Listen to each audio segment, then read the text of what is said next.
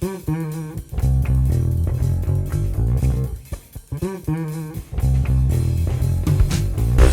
folks, David Rocco Facchini from Most Stopmo here. We're just over a month away from our 2022 Most Stopmo Online Stop Motion Shorts Festival, happening Saturday, November 26th. But submissions are still open through the end of October. Visit moststopmo.com for more information. Now, I've been traveling a lot lately, but I'm finally getting back to posting podcasts. And this next one is an exciting look into the environment of a professional stop motion studio. On the return trip from Cannes, France, where Most Stopmo's The Cookie Cutter was showcased, my technical producer Edwin and I made a stop in Amsterdam to visit Jeroen Zijlstra, founder of 5am Studio. There's a lot of cool stuff to unpack here, so let's just dive right in.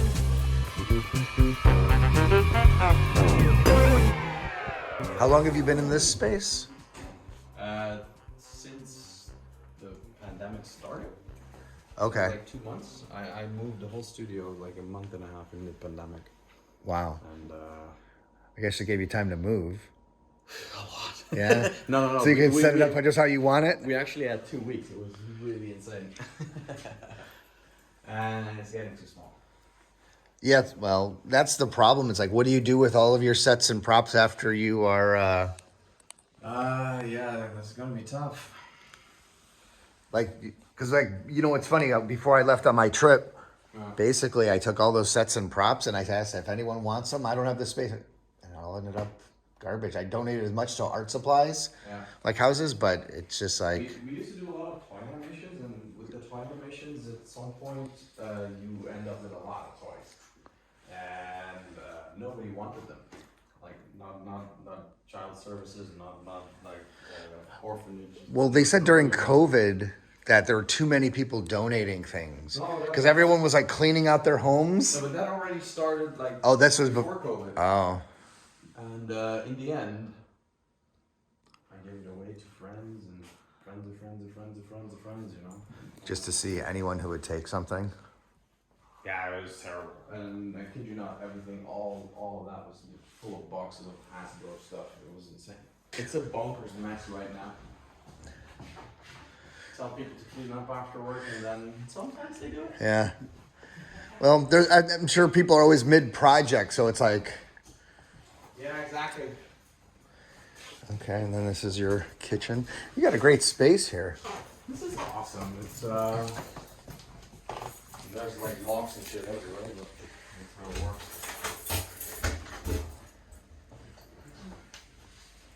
Oh, let's chill there. Like weird old puppets. Yeah, that's beautiful armature there. That was a fun project. That's the first thing we did here. Which one was that? We worked for APCO Records in New York City to do a revamp of Chubby Checker's 60th anniversary of The Twist. Nice. But APCO is an asshole. Don't film that. Yeah, is this supposed to be Chubby Checker right here? Used to be, but he's He's getting a little... it's little, holding together. He's getting a little bit weird. It's pretty awesome. Wow. Oh, so you had to just basically a gear articulated. Yeah. It's this is all skins, and these are spares for sometimes. We were actually good because we did some sort of Thinner fabric on the inside here on the mount, so it won't rip. Very cool. And, This is like the similar style to the short that you did. Not this one, but like a little bit of this too. I don't know if any of these were actually in that commercial. No, the commercial things are over here. Let's see. There's a whole class over there. Ah, here we go. And there's 2 of them not in here. Yep. Like my 2 favorites are not there. Which This is my favorite. you keeping them to yourself?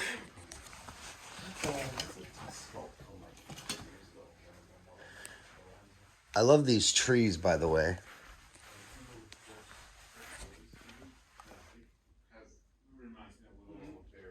Yeah, he started as a sculptor 30 years ago already. He did that like 15 ago, 20 years back, maybe.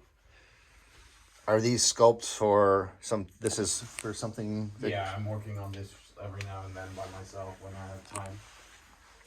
That's another project altogether. That's a series I want to produce. Oh, cool. So I'm slowly gearing up after this project when I have a little bit more time. Very cool. Very cool. That's cute. It's a kids show? Yeah. All right. Preschool. Very nice. Nice. I like your Grass. grass floor. Makes you feel like you could always shoot here no matter what, right? Yeah, this is awesome. Yeah. Usually this used to be like where we had lunch, but that's not happening anymore. No. We don't have any time these days. Did you put that down, the grass floor, so you could put a picnic blanket and all sit on the floor and have lunch? The idea was to have like this Canadian forest in the back, like this wallpaper shit, and then the wallpaper was like $1,000. I'm like, Nah, forget it. What are you still doing with that cheese grater, Mac? Oh yeah, you got the. That's actually a PC now. Oh, the The other one. yeah. Oh wait, let me One just got out of commission. grab my bag because I left it here.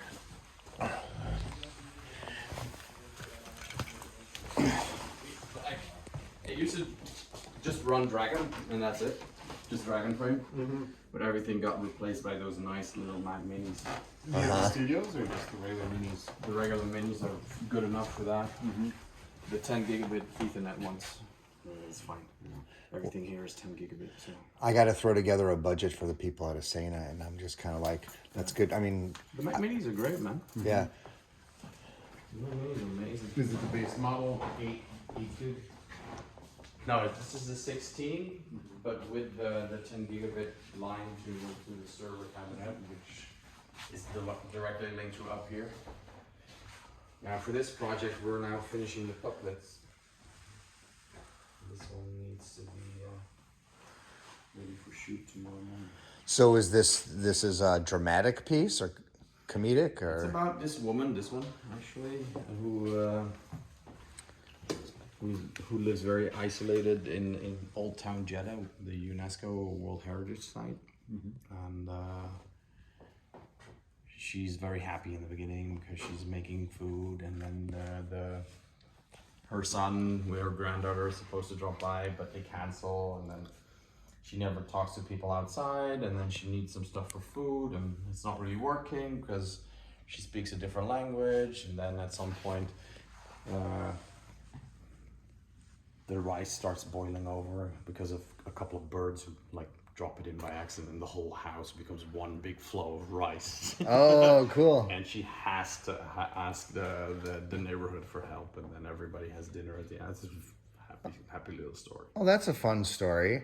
That's like one of those fairy tales you might have heard as a kid. Yeah, it's small, but it's cute, you know. We've just been building for a couple of months, and now we're gonna shoot for 10 weeks. It should be finished. Some very intricate hand painting here. So very intricate aluminum. So how long is the short supposed to be? 8 minutes. Wow. And what's your shooting schedule? Quite full. Yeah. Like, how much are you allocating for? We shoot 168 shots in 10 weeks with 5 animators. And how many sets? Do you do one set at a time, or do you do? No, we do multiples. Okay. Yeah. All in this space, or do you rent out? No, usually they're interior, they're small, and there's one exterior thing with two quite like extensive scenes. Okay. But the rest is inside, so everything's like Just enough to get those tighter shots and get that kind of stuff. That's good. yeah. So how many stages will you set up at one time, do you think? I don't know. If you have 5 animators, can you set up as many as 5 stages, or is No, it it's because not it's kind of a tight space for that much? It's not gonna be 5 because we have like 2 of them are part-time. We have 2 full-timers and one dude who's a dinosaur but amazing, who pops in every now and then. And then there's the 2 who are technically full-time, but they're not working on it for full. Okay. So the maximum amount of stages is 3. So that means we still have the small like cube left Yeah, that little one. for top-down stuff we're still working on. Are you doing like down shooter stuff, or? Not for this. Okay. No, we do shoot top-down, but a couple of those like probe lens shots, you know. Uh-huh. And that's it. And It's 168 shots. It's 8 minutes. They're all very short, and they're I mean, all like there's like 30 shots in the kitchen, so it's like we're just going through it. Just making sure you get the coverage of like the reach. Like it sounds like there's a cooking sequence. So if you're doing that kind of thing, you have to be very intentional and meticulous and stuff like that. Absolutely. Oh. And Is it stressing you out thinking about it? oh, I just said to them this morning. It's like I'm usually nervous before this starts. It's like, okay, we're gonna do it now. We have to do it. We've been working on this for a couple of months. Everything is finished. Until one or two couples are not. You'll just plan that shoot accordingly. Yeah, and they're dressing and they're creating hair and like everything is. We're starting with one character, but we have multiples. And you're doing all body cast? Like, are you doing silicone or what? Okay. Yeah. And then the faces is that 3D print or is that silicone as well? It's sculpted, then scanned, then fixed, then printed, and then cleaned and molded and cast. Right. So it's all. Yeah, you use the 3D just to kind of get refined. Yeah, I needed perfect spheres, so I cut them out in cinema and then printed the whole lot. And it went wrong the first time. Oh yeah. How do you like that? How do you like that printer? That's okay, but Yeah, I've heard. it's not the best. I've heard good and bad, but for the price, it works. does what you need. It works. It has a lot of them have the same issue, which is that the plate The lines? the plate is not completely flat. Uh-huh. It's a little bit hollow in the middle. So we sanded it on a piece of glass with like very, very fine sanding papers to make it super flat. But from the package it's not, which creates a lot of print fails in the middle, which is super annoying. Yeah, in the middle, all of a sudden you're just screwed. You gotta start over. Yeah. That's now sold, so it works. Okay. It's pretty okay. It's not the biggest, but it's also absolutely not the most expensive one. So like a couple of $100 and you go. Wow.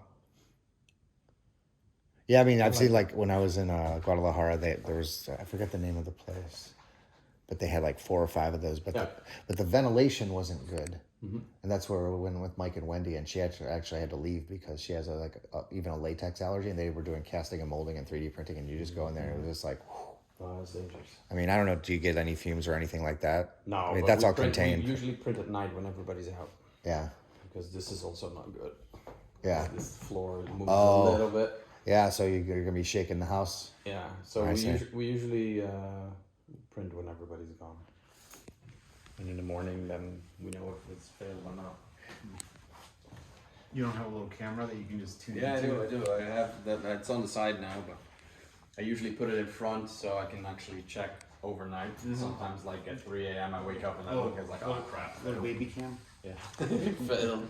I like this little lathe. That's cool. That's older than me, man. Yeah, I was gonna say, where do you find something like that? That's English. It's very old. Yeah. It's from 1977 or something. It's like good one. Star Wars age. Yeah. Well, and it's holding up. But it's awesome. This is like super. Yeah, it looks like nice fluid motion. Yeah, we make our own pieces, but we also get a lot of stuff in, man. Ball joints and rigging and things. Do you do armatures? Yeah. I usually do because I like doing it. Yeah. So you just kind of huddle over this and kind of machine everything? I just finished 3 weeks ago. That was 2 months, six puppets. Wow. That was a bit much. So everything you do is ball and socket? No. Okay, because like, what about this project? This one's full ball and socket. Like the cricket was all Yeah, wire, wires and yeah. cubes. And Budget-wise, and even making that stuff, you don't need much dynamic movement out of those characters, so. we did all those puppets in, I think, 2.5 weeks.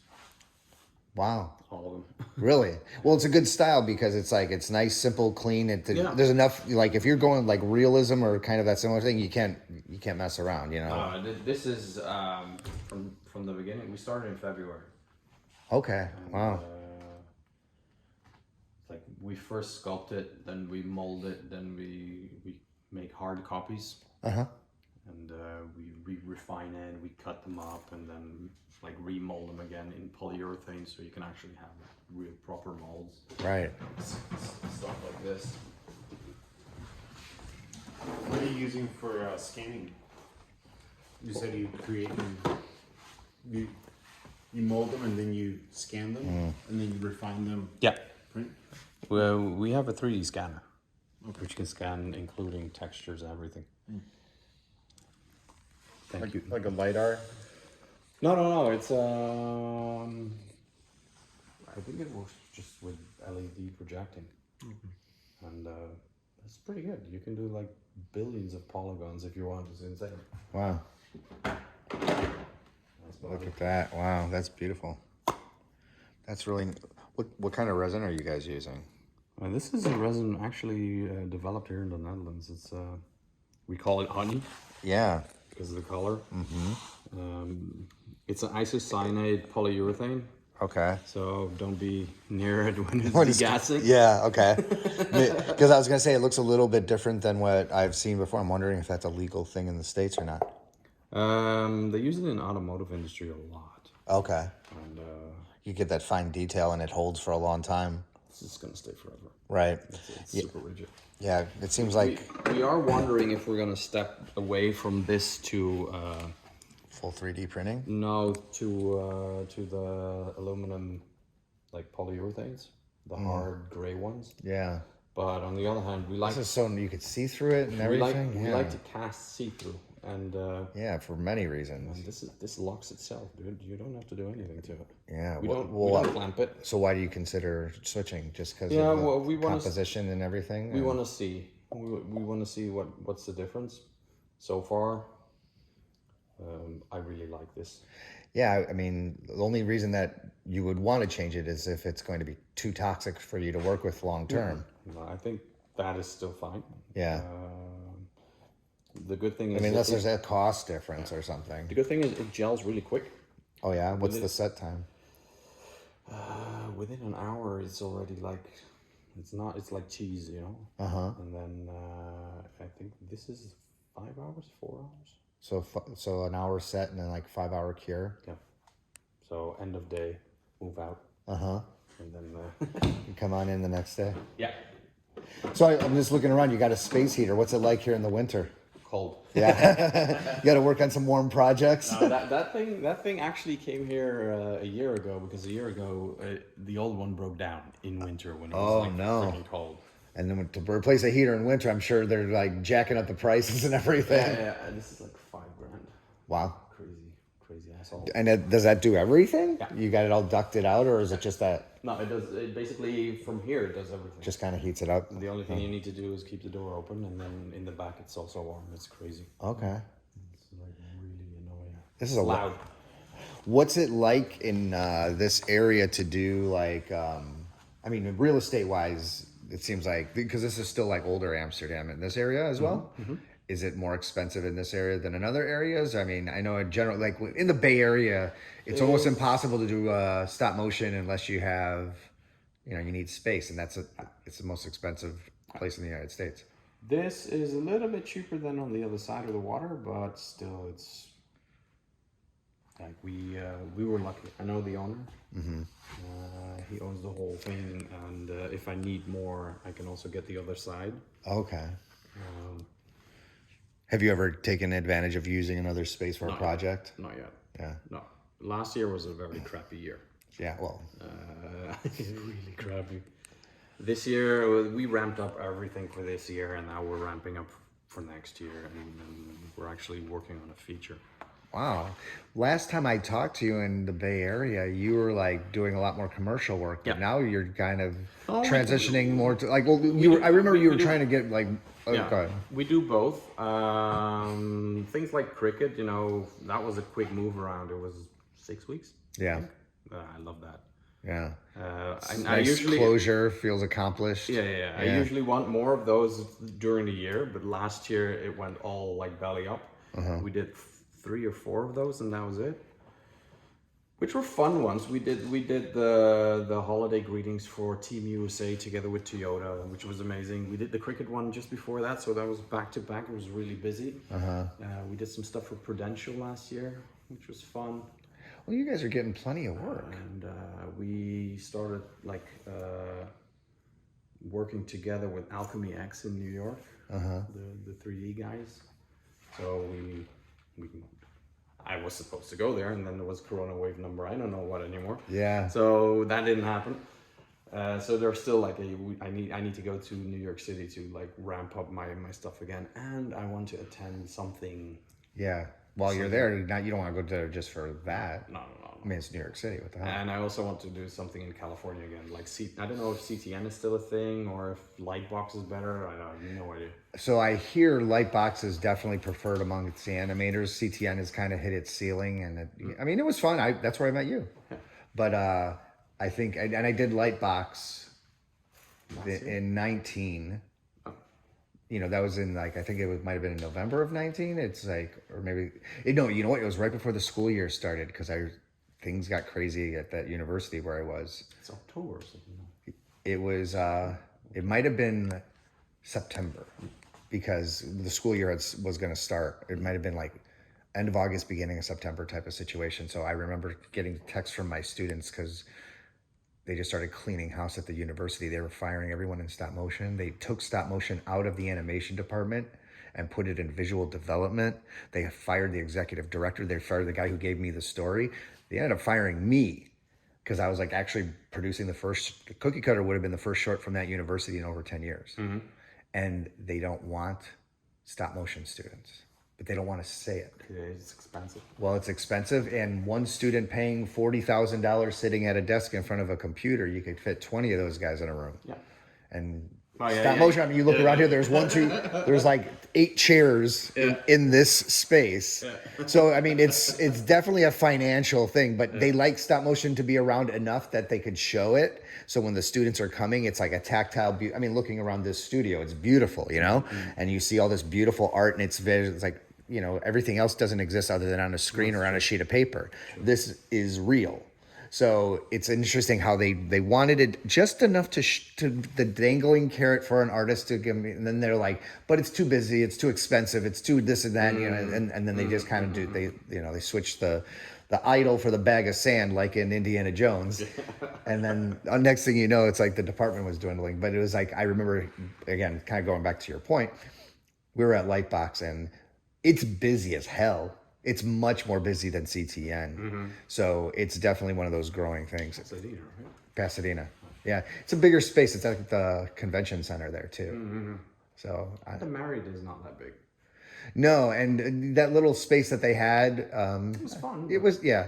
I mean, you definitely check out Lightbox. I'm going to see if I could, depending on what happens, because I might be in Mexico, moving to Mexico by August or September at the latest. But nice thing is it's not too far as a flight from between the two. So if you are going to be going down there, I'm thinking to do one or the other. I don't know what yet. Yeah. I'm still wondering. Well, because like Fraser's still in Mexico. Yeah. You keep in touch with him. Yeah.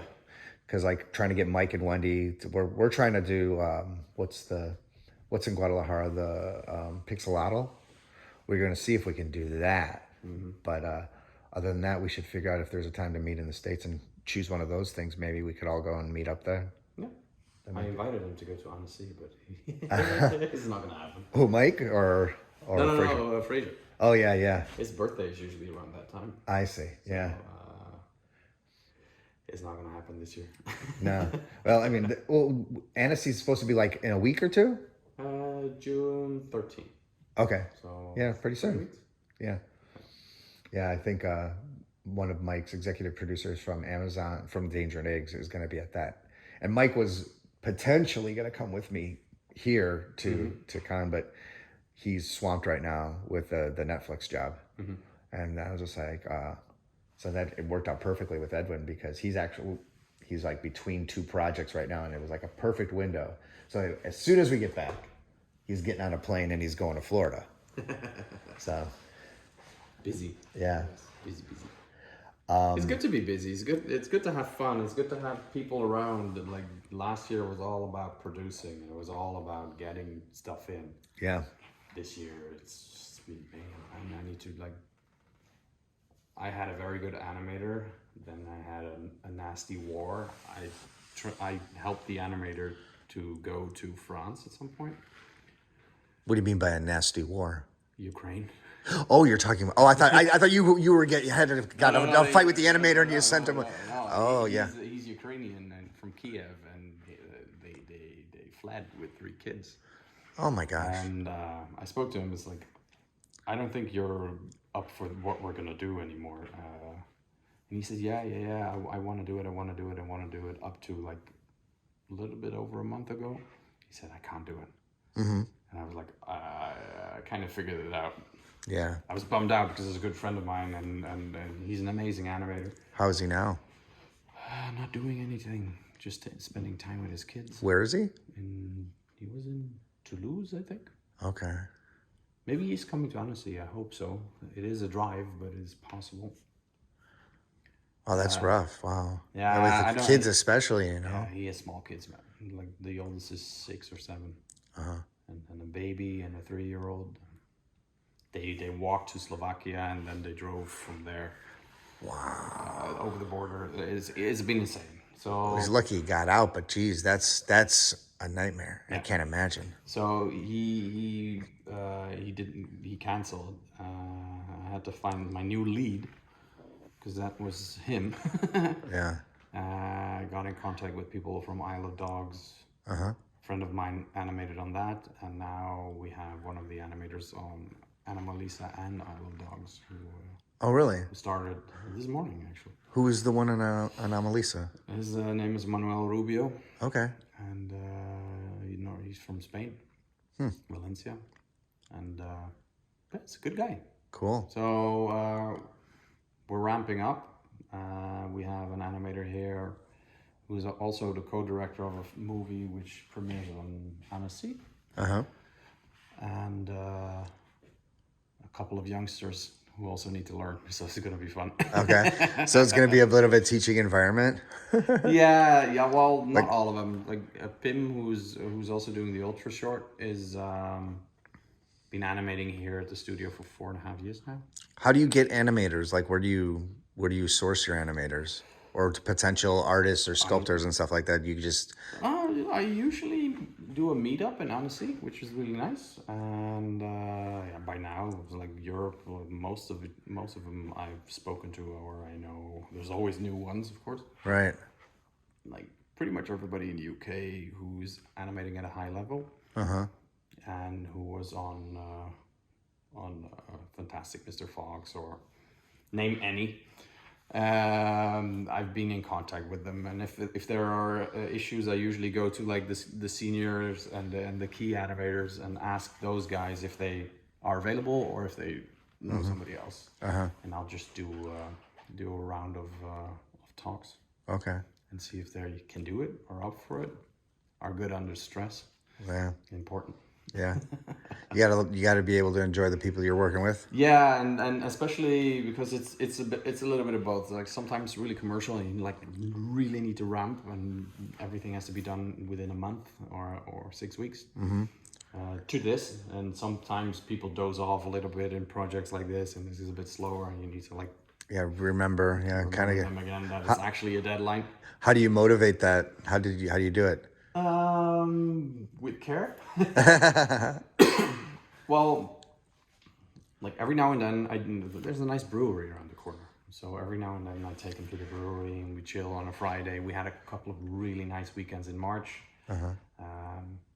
Right after a good friend of mine who is now going to work on the second film of the director of My Life as a Zucchini. Okay. Was here on this project as well, and that helps a lot. So like, every now and then you need to tone down, and we have drinks at the end of the day. You know, Everyone's got to decompress. yeah, it's not just all work. Gotta make it fun. We have a barbecue on Saturday. You know. Oh. Every Saturday? No, this one. Oh, then the Saturday. Oh, okay. No, it's good fun, and like we have a girl from Tokyo. We have a girl from Montreux in Switzerland. And these are all people who have done stop motion before? Yeah. So you're not really ever taking in apprentices who haven't done anything? Yeah, we do that. Yeah? We do that as well. We have a Like- guy here who's like just turned 20 last week. Oh, really? It's like super fresh. So you got to wait to take him to the pub?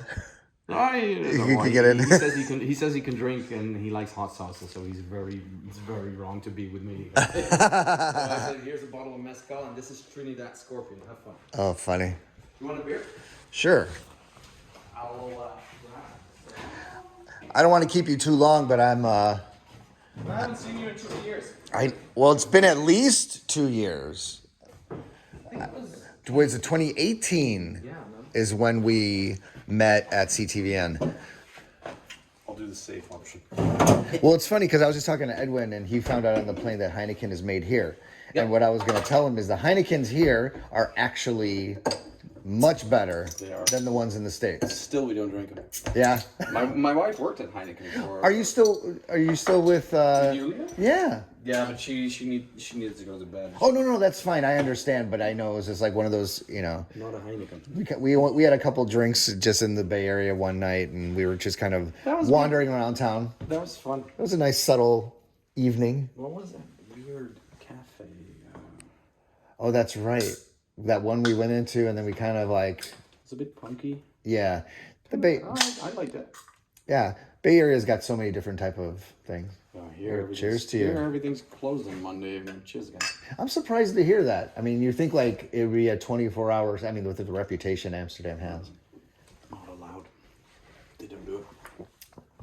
As much as they allow, they definitely have rules of how the parameters in which you can do. Yeah, they really. I don't know, from Thursday or something. Usually Thursday everything goes nuts. But also not all night. It's definitely dead at 4:30, and then there's some clubs and shit going on. But yeah, but that, I mean, even then, that's pretty good. But yeah. Chicago is, you could find probably a 4 a.m. bar every night of the week. Yeah, well, there is one, but I don't know where. Okay. most of them I know are all closed at 1 a.m. on Monday. Fun. Yeah, well, like during COVID especially, it's just like, how did you maintain? I mean, were bids still going through, or did it just everything hit a screeching halt? Especially, I mean, you bought a house and now you got a new space. There were a lot of bids going on, but most of it got canceled because stuff happened either on their side, or like the advertising was completely not needed anymore, or they just wanted to move the whole project to another year, which was this one. So how does that affect you as a business? Like we had COVID support last year. Okay, so as like in the movie industry in the Netherlands, everybody could request as a cultural company, you could request COVID support for your monthly costs, which was very useful. And I don't need it anymore. I can't get it anymore. But the last one was last quarter of last year. And it also stopped now because it's not needed anymore. Right. So you were ready to hit the ground running then, because you had all these things that were just lined up. Yeah. So do you feel like you're overwhelmed, or I mean? No, we're good. I just hired a producer today because I don't want to produce that much anymore. During the shoot, I want to be downstairs, and I'm the DOP, so. Okay. Producer on that end, like all the plannings, all the stuff is in the computer, and there's a lot of Excel sheets and stuff. Yeah. I don't want to look at that. Yeah. What are you guys using? Are you use like Shotgun, or you use like what do you use for the planning? Yeah. Right now it's hardcore. Just like spreadsheet stuff. Shit. Just kind of like Google or we have Excel. Yeah, and everything will be on this board in like a few days. Okay. And like, so you're DP. Do you have? I saw you had kind of a bit of a motion control rig, but it was on a stable arm there, or is that just a rig for that camera? Or no, we have 3. Yeah, we have 3 Moco sliders setups, and I bought a 4th one and I sent it back because I hated it. what do you use for your Moco? We have one which is a dynamic perception. Okay, it has some lag. We have some Edelkrone stuff, which is nice, but it bends. Oh. Just like flexes a bit. It's too much for me. Well, it's not aluminum? It is. It's just not stable. It's one of those systems which slides like this, over itself. Yeah. and I actually want to like rig it and fix it. Yeah. And I also need it to be bigger, and I need more axes. Yeah. So That's just a 2-axis. that's Or 3, yeah, because it's three or four. you want to have like what's that cube? Have you used that cube setup at all? The overhead. What, the Ditto Gear one? Yeah. Don't buy that. Ditto Gear is dead. Oh, is it? Yeah. I was Okay. in a fight with them for 3 months. Really? You bought some of that stuff? Mm-hmm. And that's the one you sent back? Is that? I've been hearing that like a similar thing. It's funny because the Dragon Frame people are trying, for a while, I think they were trying to act in conjunction with Ditto Gear just because. They did, but if you look up the people who founded it, they're all working at this like planned something startup, all of them. Uh-huh. And there's one guy just sending out stuff, and the stuff we got felt like it was in the garage for 10 years. It looked horrible. Everything was like super shocky, and all the aluminum was completely like corroded. And Yeah. I'm not. They're just giving you their surplus inventory at that point, and they're Yeah. not even like, the Yeah. support wasn't so good either. Yeah, and I bought it through PayPal, so that was a very long fight. Oh yeah, PayPal made it more difficult? No, I thought they you do need like to a prove- like an escrow type of thing, or they Yeah, get involved somehow. You need to prove and wait, and you cannot talk to the dude. And look, what he started doing is start sending more stuff, Oh no, more crappy stuff. just to kind and of then- appease you and get them off your back. Yeah, and then yeah. he sends them a notification that he sent more stuff, and they said to me, "Is that that's not important because you already opened the dispute." So How long did that take? You said a few months. from December until I think April 1st, something crazy like that. Way too long. Wow. We're now moving on to another system, but I need one more axis Okay. than what they provide. So What system? this is Polish as well. Like Ditto Gear is from Poland. This is Polish as well, and it's called the Slide Crane. Oh. And they do like proper, very heavy duty stuff for television production as well. So Easy integration with Dragon Frame and everything. yes, it creates its own Wi-Fi network when you set everything up. And not all the Bluetooth crappies and stuff. This is like one dedicated heavy. That's nice. Yeah, the Bluetooth drops out and everything. Yeah. Even the I don't know, the Dragon Flame Bluetooth remote is just kind of like, Buggy. yeah. I was like, we're probably old school. It's like hard line is always seems No, to be we're like, wired. yeah. It's like to have a hard line is just like, even like telephones. It's like it's always good to have that hard line. You get like cell phone conversations sound like shit now. Yeah. I mean, they're better, but it's just like you pick up a phone and it's a hard line. It's a nice, clean, clear. Yeah. Yeah, and this system slide camera Yeah. with a K. They also have like the proper what do you call that plug on like the big ass cameras. Oh, You know, like the an ra- X, yeah, the little the round, 5-pin. Yeah, I like forget. the Yeah, little round click bayonet things. yeah. And they're pretty awesome, Okay. but like What's three, it? Well, three yeah. times the price. I was gonna say, what's the cost of that? It's expensive. Because I think that cube, that Ditto Gear cube, was like 16. This is I put a set together and I would like lose 20K. Oh, just for that It's alone. a bit much. Like, is there any like affordable sliders? I mean, there's like all like cheap little things that you can do, but not anything that's worth it. That if you're gonna program it. The things we have is all like 2, 3, 4,000 euros, and it works. But I'm always like fidgeting with it for like a day or two before it actually works, you know, and Yeah. that's annoying. Yeah, nothing's plug and play. I want something like that Volo, you know, the Volo, Yeah. the robot arm on the slider, Yeah, and at some point, you'll get there. no, I was. Well, that's what it's funny because that setup that you had downstairs was like, oh, that looked like an arm thing, but it wasn't. Yeah.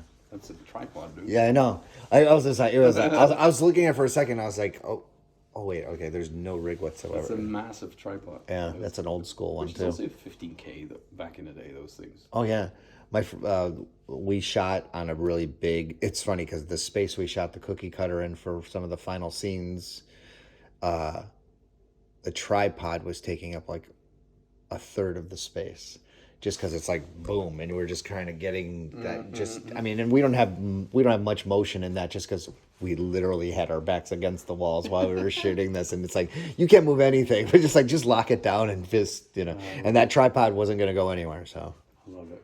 yeah, We have 4 or 5 of those things here. Yeah, we use them for everything. those are hard to find. I mean, you've got them already, but because I was looking for a while, and Sometimes, like during COVID, I found one, the biggest one. But normally it's like one every like 4 or 5 years or so. yeah, They're just got to keep the they're search dying going. out because they're too expensive for a photographer. Yeah, I mean, they're not making any more of them. That's No, all? they do. Oh, they do? Yeah, they still make them, but they're like insanely expensive. Uh-huh. And if it's not going well with a photo studio, it's the first thing to go. Mm-hmm. You know, okay, get rid of the very expensive, super heavy tripod. Oh, so that's kind of sad then with COVID. It's like people are just liquidating. Yeah, that was one. But I bought the other ones all from photo studios who were selling off. Uh-huh. Like one was quitting altogether, the other one was moving into another field of photography, and there's another one. We have 4 or 5? I don't even know. Oh. But no. What kind of cameras are you using nowadays? Mirror cameras. Yeah, Because all just to the reflect. EOS R also is still very buggy. You can't get the full sensor. We have full. You can, but there were still issues with it, and I'll wait. And you're using all Canon? Yeah. What are you what models are you using? Are all different types or? No, 6Ds and 5Ds mostly, which is fine. Yeah. The 6Ds are pretty cheap and disposable, and you can. You can find a bunch of those on eBay. Yeah, they're like a couple $100. Would you recommend those over like new Rebels, T3s, any type of things like or Yeah, I newer? like them. If they have a low click count when you buy them, you have to take into account that after a very extensive project, they're probably dead. But that's fine because it paid itself. So the click is just like basically you're talking about it's just like too much of a delay going on, or it's not registering, or No, you're just talking about the age and the program. with the amount of photos, at some point the sensor is just toast. Yeah. But so far so good. We have a few of them, like 4 or 5. We have a couple of 5Ds, which are double, almost triple the price here. Oh, why is that? I don't know. Interesting. But for me, it's not worth it. Yeah. Like the resolution is fine on the 6Ds, so I'll use that. The EOS, the mirrorless, it's nice. It's mirrorless. On the other hand, there are still issues. There is Dragon Frame like 1080p. Is this where you're getting flicker with the issues? Is that what's going on? Why you don't like? There are some light issues in there which are annoying. So I'm not touching it yet. Yeah. I'll wait. Yeah. I'm They'll fine. refine it. I'm fine with the mirrors. It's okay. Yeah. It's it's a negligible difference in For appearance. the price, absolutely. Yeah. And are you doing LED lights or are you using tungsten lights? Both still. I prefer tungsten actually. Yeah, well, it's clear. It's it's a better quality of light, but the flicker again, it's like having to deal with all that kind of stuff. Yeah, we deflicker all the material. Oh, you run it through. We run it through plugins, like everything. Are you using the Adobe suite for the stuff, or are you using anything else like Premiere? Or... We use the Adobe suite, but we also use DaVinci and Cinema 4D.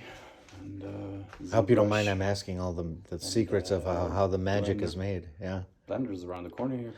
Really? Yeah. Oh wow. You can actually walk there from here. Really? I didn't know that. See, I got to come back.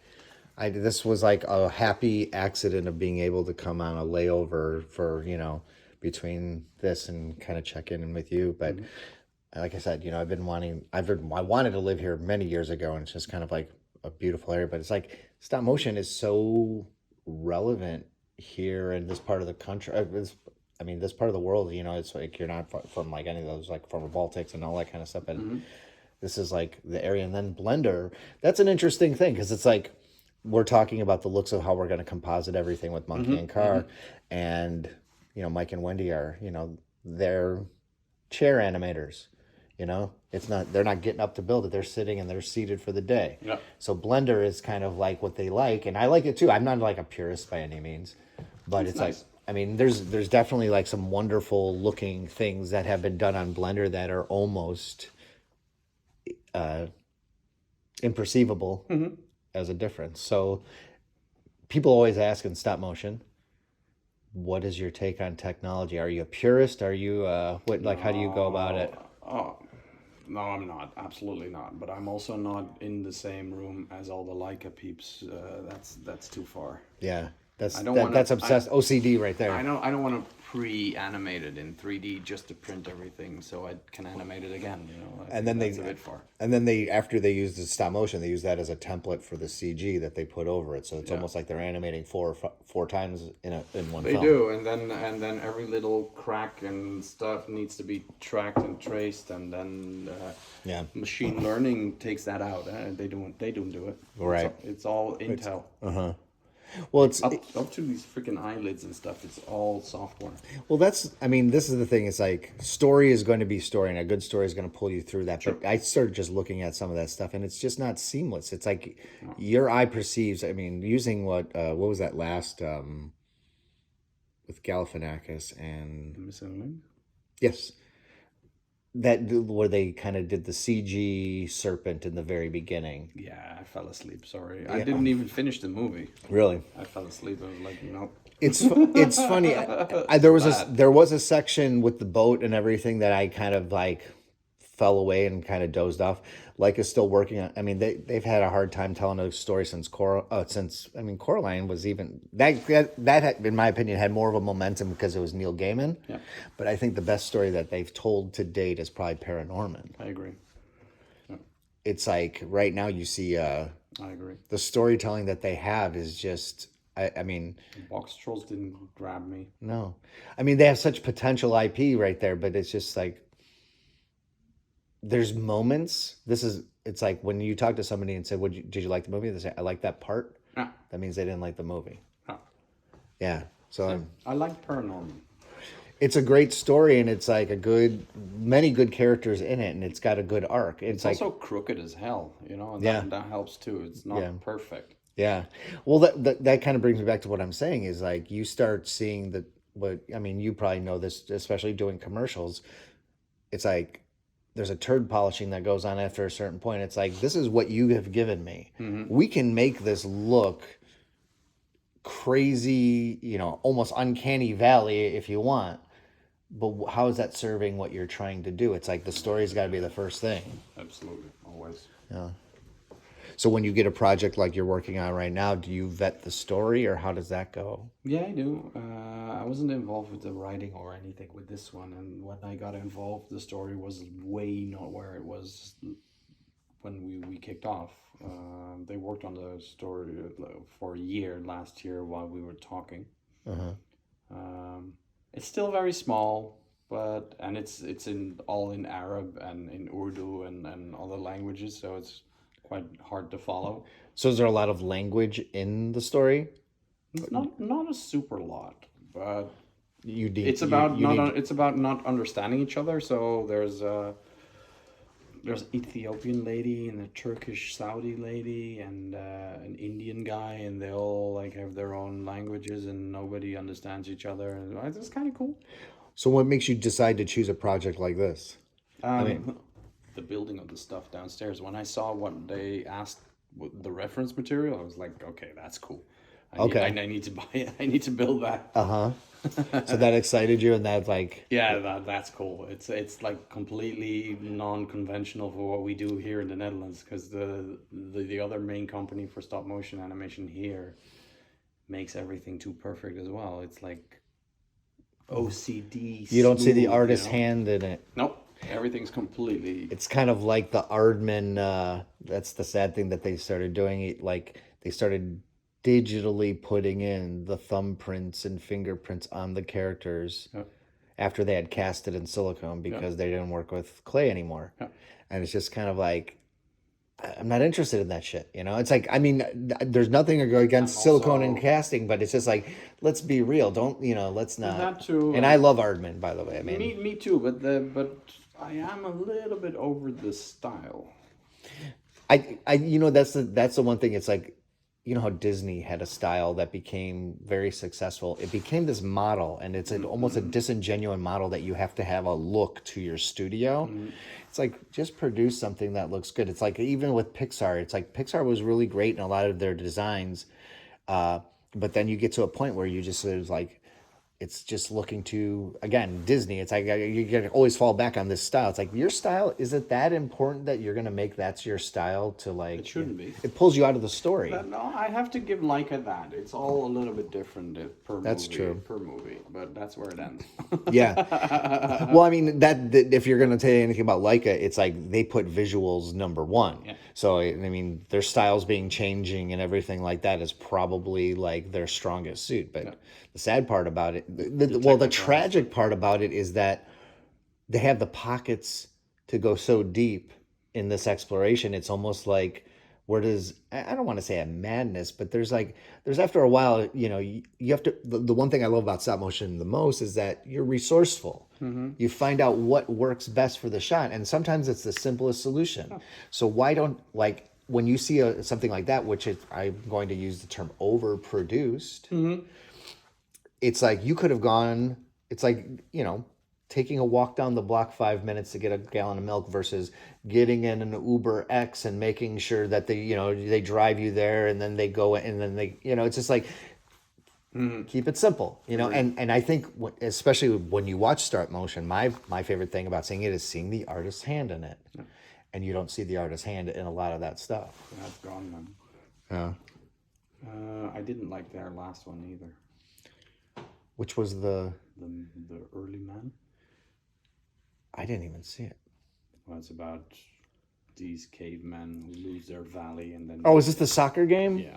Oh, I did see it, and I felt the same way. But you know what's funny? There's a movie, a live action movie called Lagan, that was done, 30 years ago, and it's all about colonized India, and the colonizers, the British, were playing cricket, and what they were doing was raising the rent and then lowering. They were saying you had to hit a quota of a certain amount of lagan, which is grain or bean, you know, lentils, and the Indian slaves, more or less, were like, you can't do this to us, you know, if you don't hit a certain thing, you don't get paid, and it's like you couldn't live on the land that they owned and all this kind of stuff. So basically, it's the same story. Very similar. So they challenge the British to a cricket game, and they know nothing about cricket. It's the exact same story. Yeah. And that's the thing, is like, the more you kind of see, I mean, stories get told and told again, but it's like, Which is okay. Of course. To a certain point. but you don't tell a good story again, you know, in a different way, just to kind of hatch. I mean, nobody's heard of Lagan for the most part. You probably never heard of it. No. And like, I really liked the movie. So when Early Man came out, I was just like, Oh, okay. this is Lagan. Yeah. Yeah. And it's done when you have that. It's Yeah. over. Yeah. But you guys seem like you're doing some cool original stories. I mean, even your commercial work has some like it's just fun. That was, but I could do anything I wanted in that project. They were so laid back with it. There were a couple of art directors, one in Chicago, one in San Diego, and one in New York, and they were like, yeah, whatever, it looks amazing. Have a lot of fun. Did you pitch the idea, or did they No, have an did. idea? They did. They just said they wanted to have like different roughly. lifestyles of people who anyone could be a friend type of situation. And that was basically it. Like, can you make a New Yorker chick? Like, sure. She's a bit neurotic. That's fine. Well, that's fun. It gives you a creative, like, Can we put her in Canal Street Station? Yeah, whatever. It's okay, cool. nice. We're good. That's so cool. They were totally cool with it. And okay, the client wanted to take one character out, which was a vampire. Because anybody can be your friend, right? That was the idea. And, Vampires are hot too. yeah, but they thought it was too scary. I see. So they put the punk rocker back in, which I thought was fine. Yeah. I liked that one a lot. Like a punk rocker who sleepwalks and has these fluffy bunny. Uh-huh. I thought it was cool. Yeah. And yeah, making Yeah, it's such a quick hit thing. You have to like you do a lot of set and props and character design, and it's just like dun dun dun dun dun dun dun dun dun dun. so many. Yeah, but yeah, the amount of effort that you put into it is like you got to watch it a few times just to kind of catch all the little. There's so much in like a jumping. What is that? Lobster. Yeah, yeah. So when you were shooting that, was that like you had multiple sets going for that, obviously, just No, because you had. we did that just on one shoot bay.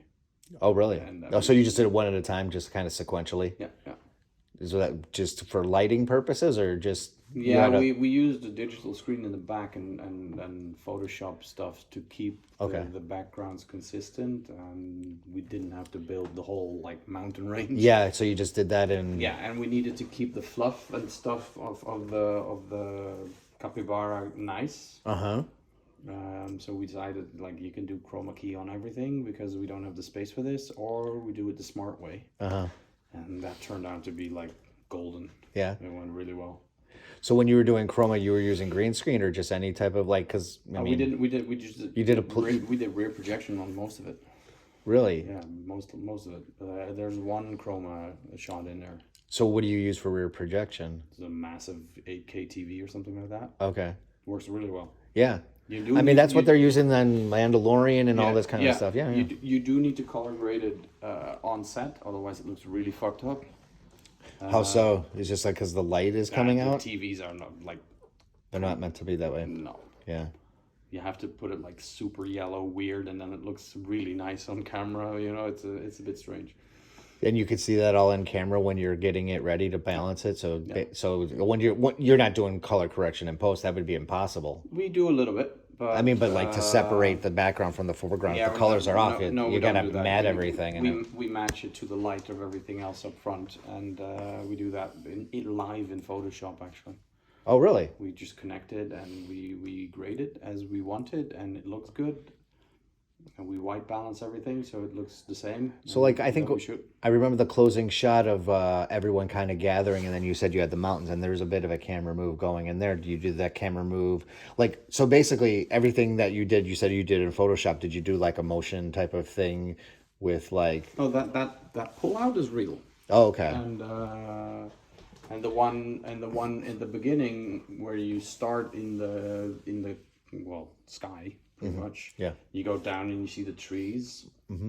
That is that's extended. So at some point you land on the screen. Yeah. And that's where it matches. And that was actually the most difficult part of the whole animation was to get that correct. Yeah. And you end up in front of the capybara who wants to tell you the story. Right. Right. That was the most difficult one. The end one was just a backup shot, which was not so bad actually. Okay. Yeah. It was pretty okay. Yeah. You could tell that there was like some effort put into that final Yeah. drop shot. It was a very long shot because they were all in it. Yeah. So you had That was a bit tricky. how many animators did you have for that last shot? One. That was one, but it was One animator? one animator, and I think it was 20 hours or so. No assistant? Nope. What? Nope. He did that all by himself. He wanted to. What kind of? He needs a real piece right there. He wanted to. He wanted to be alone, and nobody was allowed in there. And he's like, "No, I'm gonna do this." I was like, okay, fine. Wow. So you had all those characters, not plates. It's all in one thing, and they all are doing all that action, and that's all one shot. Yeah. Wow. It's funny because as technology grows, people might plate it out and then composite it Yeah. and afterwards put a foreground, put a background. That's I really respect any in-camera animator, especially kind of keeping track of all that kind of stuff. I want to do as much as I can in camera. Yeah. I hate blue screens and green screens and all that ugly edges and Yeah. like it bleaches out. You get these black ridges if it doesn't go well. It's parts of it were a little bit blurry, so it looks like chewed crap. Yeah. I hate that. Yeah, and it's like hate it. you got to kind of just get into all that little meticulousness right then and there. I mean, I always told my students, in general, it's just like anyone who says fix it in post has too much of a budget on their hand. Well, used to be the slogan of the studio. We don't fix it in post. We make it for real. Yeah. That's a great slogan. Which is still the credo here. Yeah. We still do that. Yeah. As much, I mean, well, even if you're using a backdrop, like you're using a rear projection or something, that is still in camera. Yeah. So, It's just the same thing as any type of canvas or whatever. Yeah. We just didn't paint it on a canvas, but in Photoshop. That's pretty great. And it was painted by me. The mountain ranges. Well, the mountain was a picture, but everything before that is also made of pictures of set elements. You know, it's like the same trees, but copied a million times, and the hills are the same. Right. So, well, I mean, that's an interesting way of being resourceful with a smaller space.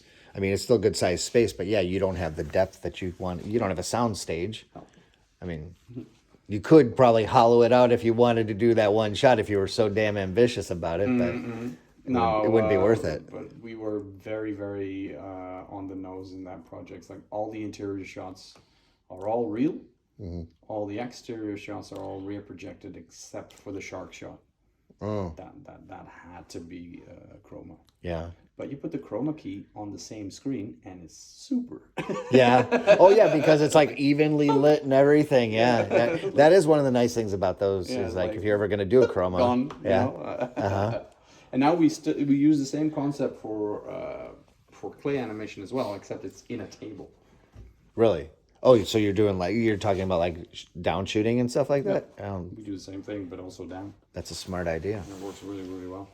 You just got to make sure you don't lean on that screen. No, there's a very thick layer of glass on top. Are you like a plexi type of thing? No, it's real. Oh, really? But it's like... Okay. Nice. And it's not happening yet. Nothing happens. It's fine. What? Stand on it.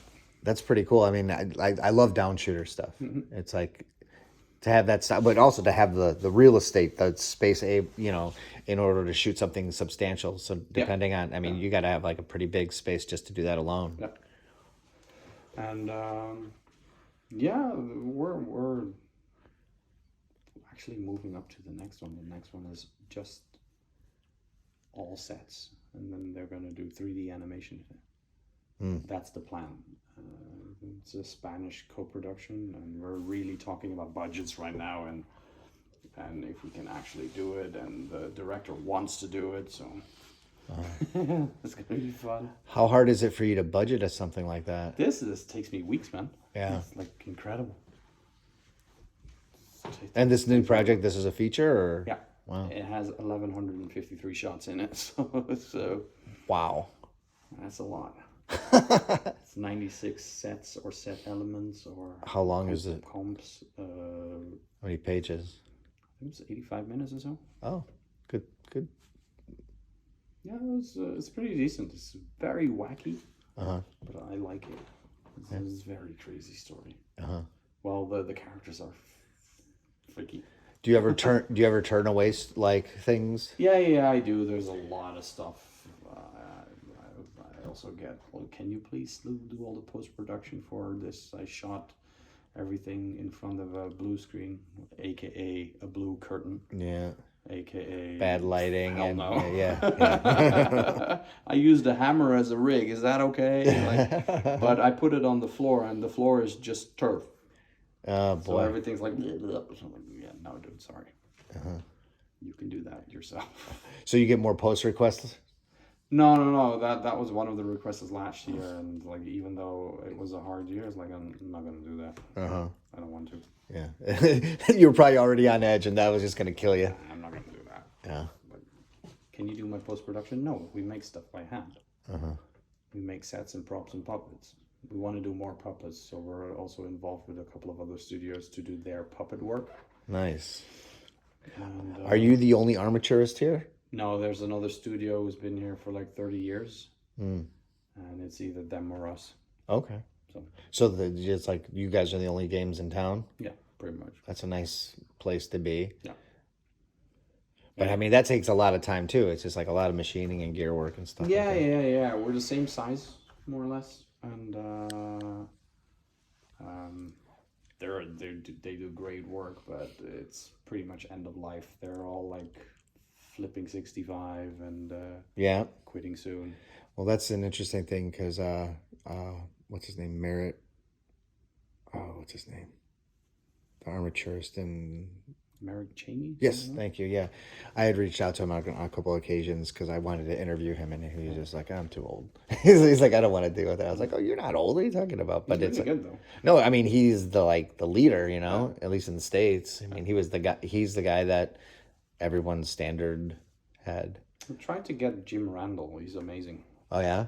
Like with all these like little head mechs and shit. Yeah, and he's able to do kind of that like under silicone adjustment type of stuff, kind of like with the chubby checker thing. Yeah, he does fiberglass like casts and breathing apparatuses and stuff. Yeah. It's really cool. That's neat.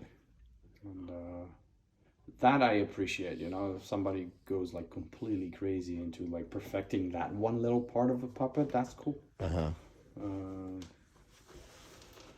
But yeah, that's a very rare art form. And Yeah, like, how did you get into making armatures? I don't know, I just started it at some point and I really enjoyed it. So you like, but what did you model your things after? I mean, obviously you like the information that you might have had back then was probably so hard to come by. Yeah. There was no info. Yeah. Nothing. It's just my welding torch and good luck. So you failed a lot. I saw King Kong's armature and that was pretty much it. You know, that wasn't much. And then Merrick Cheney stuff. So it was beautiful with these T body things and very smart. And I'm not at that level at all, but I can. Weld, I mean, there's some pretty beautiful stuff already. I can weld armatures pretty quick. Yeah. Now. I'm very, very meticulous with ball and socket joints, and I'm not happy with a lot of stuff which is out there. Oh yeah, the prepackaged stuff. That's like. Oh, no, I don't touch that. But there's also a couple of companies here in Europe, and the prices like are. Well, it's interesting because I've been hearing that Aardman does do a good armature now that they sell, but I don't know. I mean, anything that's mass produced like that is. But why don't they use it themselves then? Well, I mean, yeah. They don't. Yeah. Yeah. They marketed it, and I mean, there's a market for it. That's the crazy thing. I remember what was the Armaverse back in the day. I don't know if they're still around, but it was like the heaviest, bulkiest, like steel plates and bearings, and it's like this. I mean, they would have pieces that were almost like, you know, like this big. You know, like you know, too big. And it's like there was no way that it could even support the own weight of its own arm. You know? That's crazy. Yeah. The biggest joints we have are, I think, 12 millimeter balls, which is quite huge. It's like that big. The smallest one is a millimeter and a half. The joint, not the balls. Yeah. So that's like. That's crazy. Those are the two most difficult ones, by the way. Like exactly in the middle, there's the 5 millimeter one is the easiest. Yeah, that's like the happy zone. Well, it's like really quick. 5s and 6s are fun. I started making my own puppets and characters, and in the beginning I did some wire, and I hated that it kept snapping. I started to look into this kind of stuff. I ended up with John Wright Model Making, who also did all the armature work for Wallace and Gromit and Chicken Run and you name it. And contacted them, and that's really good stuff, but it's super expensive. I still use it a lot. I also, a friend of mine makes ball and socket joints from Barcelona. It's good, but it's not it's good, but it's not the same. Just because it's not like tempered well, or I mean, I think that and the plates sometimes are too soft, and there are little adjustments which. Are they using like an alloy versus like steel, or I mean? It's stainless steel, but like there's so many different grades in stainless steel, and also the balls are not completely drilled. So he drills them until like 2/3 into the ball. I hate that. Yeah, you want to go in the middle because if you do 2/3, then you're not finding your center. You need to go through because when you go through, you can weld it more precisely.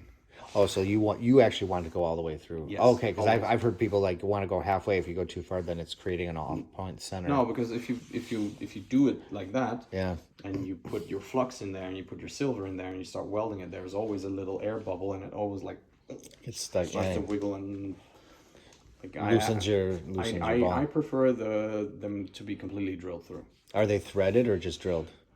Drilled. Okay. I don't use threads. Okay. Yeah, just weld. Yeah, and there were like these little measurement errors between the two plates. The doubles were fine because it's two the same size balls, but with the single joints, there was a little bit of that going on, which means that then when you bend it, it starts to turn, you know? Yeah. And I hate that. Yeah. So I had to adjust every single ball joint for every single puppet.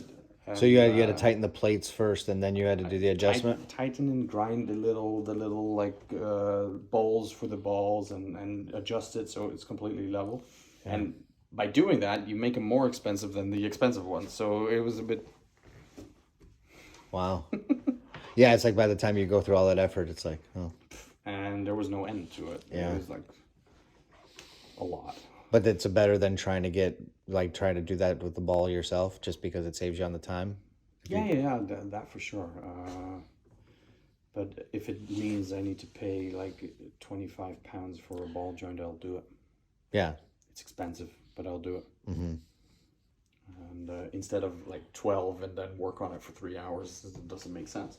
Right. If you do that with 3 ball joints, it's more expensive because you've been wasting your day. And that was an issue. And that issue or similar ones happened a lot in the last 15 to 20 years. Wow. I tried the AniBuild stuff and the anime clay work. What was the website? Yeah, stuff and yeah, animators animate well. clay. Yeah. There's like another one that's like a really small. They use it for more like dolls. Yeah. Rather than animation. Yeah, we use proper Morzo? stuff. Is that what it's called? Morzo? Anyway. Yeah. I prefer the John Wright stuff. It's all handmade. It's very, very precise. What is it called? John Wright model making in Bristol. Oh, of course, Bristol. Yeah. Like thousands and thousands of euros worth of little balls. It's crazy. Just the balls are like 4 or 5 pounds each. Wow. So you're like, oh, okay, well, you drop it on the floor, it's gone. You know. So yeah. But I still love it. Like when that's up, then I'll do it. Cool. I also have a lot of very good freelancers around me who can also do it, but I just still think it's fun. Cool. I don't want to take up too much more time because you have a big shoot tomorrow morning. I do. I mean, I let people who are going to end up watching this don't know, but it's like right now it is 1:30 in the a.m. and you said it wasn't going to be a late night. I'm sorry I kept you as late as I did because okay. You got to do some stuff. But I mean, this is an awesome opportunity to come here and see you again. It's good to reconnect, and for taking the time. It's like you're showing me. It's like you got to stay calm. You know, this is like, and you're doing a great job. So I appreciate you taking the time for this. It was really cool to see you. Are you guys going to sleep at the airport? Well, we don't know what we're going to do. We're going to go into the city center. So I'm just going to say, well, here. Thank you. Anything you want to say to anybody out there? Thank you. The 5 viewers who might be checking into this podcast. See you later, Mike. All right, thanks. So what is the origin of the 5 a.m. Bomb Pop logo? The logo, like the popsicle or the 5 a.m.? Because the 5 a.m. we're working towards. Well, yeah. That's basically where it comes from. Oh, yeah, that makes sense. And the popsicles is back in the day here in the Netherlands, there's this brand and everybody was eating it. It was the most cheapest ice cream you could get. Uh-huh. And it's one of my like fondest child memories actually. Uh-huh. And it stuck I don't know if it will stick forever, but for now it's there. Well, that's what in the States they call a bomb pop. Mm-hmm. I don't know if they call it that here, but it's like in the States. Little rockets. Yeah, I think in the States it's usually red, white, and blue. So like the colors. What's the colors of the here? Flag It's the red, white, and blue. Yeah. Okay. Well, so because that bomb pop is yellow and red and it's like or orange. It's the flavor. It's raspberry. It's pineapple and strawberry or something. Okay. No, orange. It's we call it it's like little rockets. Hence the astronaut at some point grabbing it in space, and it stuck when we did that. Yeah. Because we did that just for fun at some point. Right. And so it's a fun thing. So you kind of just you did it and then you liked it and then that became it stuck, but it's not even like a logo. I think it's just there. Yeah. And it can it's almost change. like it's almost like the Pixar lamp. Yeah. It's just like something that you really liked on a project that you work on and you just kind of kept it around. Yeah, exactly. And it's still, there's 2 or 3 somewhere in the studio. Yeah. I don't think I saw any of them other than the door outside, and I was kind of keeping a little bit of an eye out. Yeah, there's a few laying around. Well, he used to hold one. And what was the short that this guy from that? That was just a fun project. Okay. There's one here. It's in a box. Look at that. Nice. It's got the sugar almost on it. Or is that just kind of a... It's really tiny, man. I didn't realize it was so small. There's also little martinis and little whiskeys around here. Oh, yeah? It is tiny. Look at that. Wow. It's not the tiniest stuff we made here ever. I think one of the tiniest things is a ring we made last week. Oh, really? It's like that. Do you have to put it on somebody? Yeah, it's on one of the puppets. It's on that woman over there, actually. It's really dinky.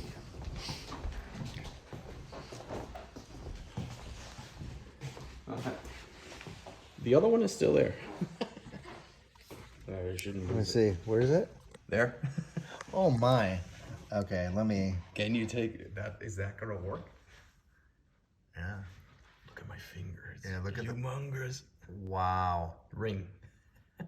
Well, when you said a ring, I didn't realize that it actually had a stone, too. Yeah. She's wearing one, actually, the other one. I need to take a photo of that. It needs to fit the tiny hand. She's wearing the other one. Well, that you could almost get away with, but are you actually have to animate putting it on the finger? No, luckily not. She's just wearing it. Oh, so she's got not there. Oh, that, yeah. Let's see. Yeah. Cool. And we have some crazy model makers here. It's like, oh, I made a ring. It's like, where is it? It's like right there. It's like, I can't see it. It's next to the coin. It's like, huh? It's next to the thimble I made. And actually, and those are the earrings, which is like. Oh, I didn't even see the earrings. Let me see. What? Get the hell. That's like, come on. Yeah, that's so small. What in the world? I don't even know if I'm gonna be able to focus on this. I'm gonna take a picture with one of those probe lenses because I can actually get close. And one of the people here says, "Is like, how close are we?" She put her finger. She's like, "Oh, my finger looks gross," so close. Oh yeah, you start like looking at things. You shouldn't look that close. Yeah, I can't get a good focus on it, but oh, there we go. There we go. It's insane. Wow, very cool. All right, again, thank you. I had to ask you that last question, so signing off, guys. Thanks for watching, if you were watching, and bye, Mike. See ya. Like very, very expensive, and I cannot afford that to do on this production because I'm not gonna spend 40 grand on a couple of vintage lenses, Right. But they're beautiful.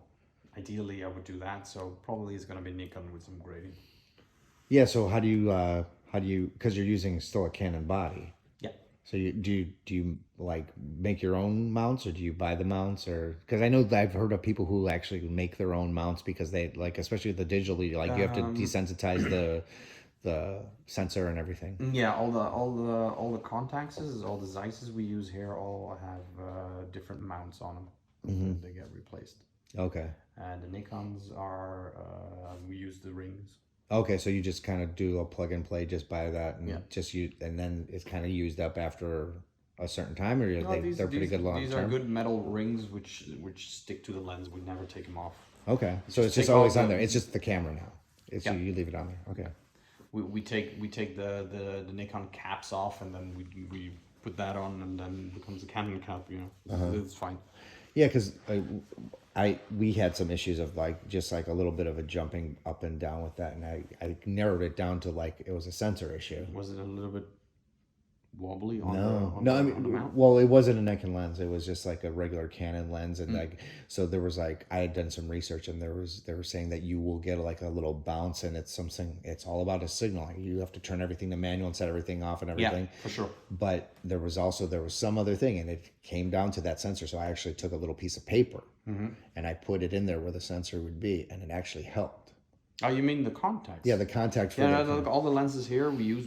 all manual. They don't talk to each other. Right. So when do you do like any type of rig camera pull or anything like that? Like, do you just like use a gear ring on side on if are you like pulling focus or anything like that, or zooming? Are you doing that all you're doing that all externally with the rig or anything? Usually on fixed shots, so we use it with the ring. Yeah. And we always have these gears on them. So we can also use them with all the Moco gears and stuff here. Because I didn't know if like I know that there was a way if you could like do the Moco like I think you had to have a sensor enabled for that, but I think I might be wrong on that actually. Anyway, all right. Everything is manual. Yeah. Completely. Nothing talks to the camera. Yeah. Just the axis. Yeah. Yeah. Cool. All right. I had to get that because that's interesting too. See, this is the problem, man. I got to come back for another visit. Yeah. I locked it. Oh, you did.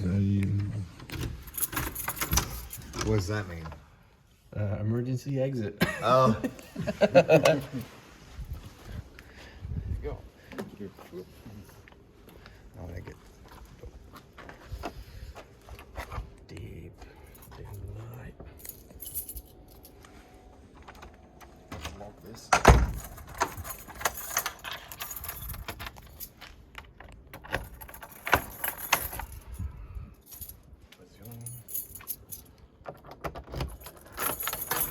I just triggered your ring doorbell.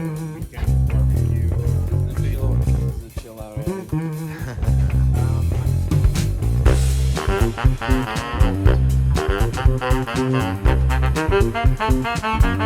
Thank you.